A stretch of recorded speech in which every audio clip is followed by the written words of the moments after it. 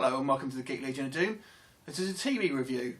You'll be looking at Homeland today, starring Claire Danes and Damian Lewis. So, before I want to get into the review, I want to talk about a little bit about the premise of Homeland. And I've only just seen it. I've only just finished watching the first season, and today being late January in 2013.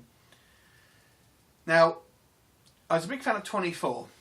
And I've been told by a few people and by the internet and things like that Homeland was very much like 24. But I was actually a little bit put off by the premise, and I want you to know this will be a sort of spoiler-heavy review. So please, if you haven't seen the programme, then I'd stay away from this one. Now, to me, the premise was, as I was told, was about a CIA agent, Claire Danes, who is bipolar. And although she keeps it a secret from her work colleagues, and there's a POW that's come back after 8 years of captivity by the Al-Qaeda terrorist group, and he comes back to the US, and she suspects that he may have been turned into a sort of sleeper agent, but everyone else thinks he's just an American hero. Now, to me, that didn't sound like the premise of a series. That sounded like the idea for a film to me.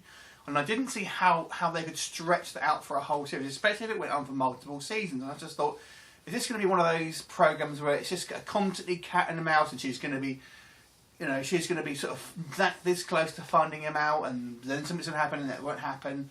And I also thought, part of the premise was that she could be mad, she could be making it all up. And I thought, well, that's fair enough, but that's not going to happen, is it? They're not going to have a series where you find out he's not actually a terrorist. I mean, how let down would you feel if you watched this series for however many seasons it goes on for? Oh yeah, he's not a terrorist, it was all in her head. It just wouldn't, there's no payoff, they wouldn't do that. So that although they play with the audience expectations throughout the series and think, oh, is he a terrorist or isn't he? For me, but I haven't seen it. I mean, I didn't know one way or the other, but I thought he's blatantly going to be, because they just wouldn't have it if he wasn't. So that was kind of a moot point for me.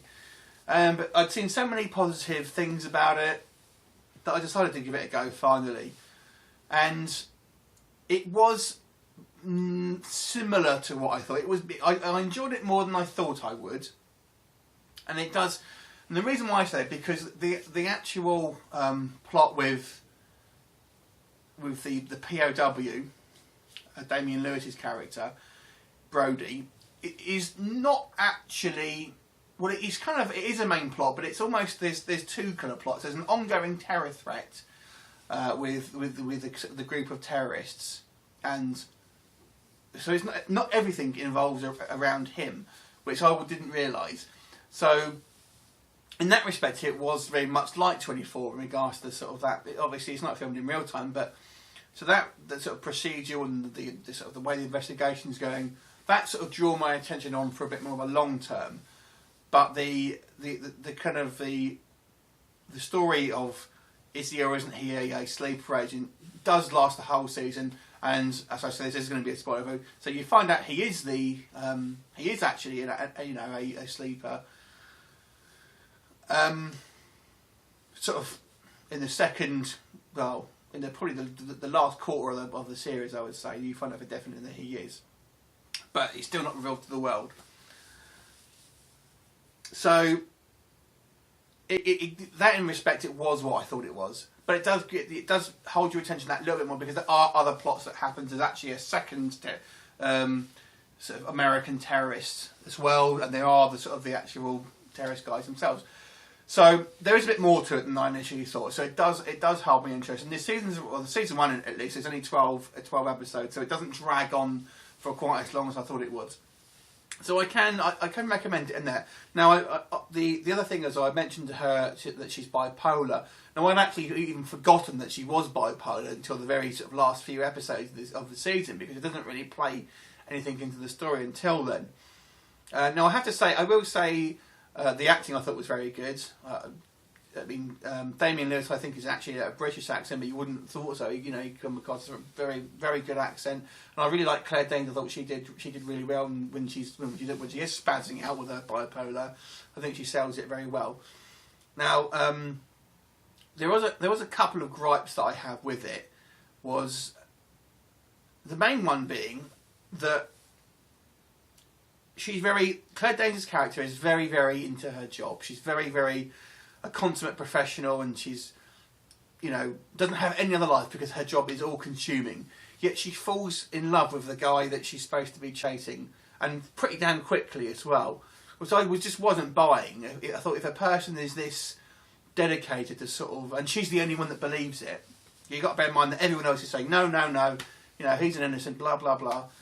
I thought I was surprised that happened, and it happens not near the end of the season as well. It's fairly early on, so I didn't really like that, and I didn't like the way how quickly they just fell in love. It was that really that in itself took me out, and I'm sure people do fall in love quickly, but for someone who is portrayed as this sort of driven in their career, I just found it stupid, to be quite honest.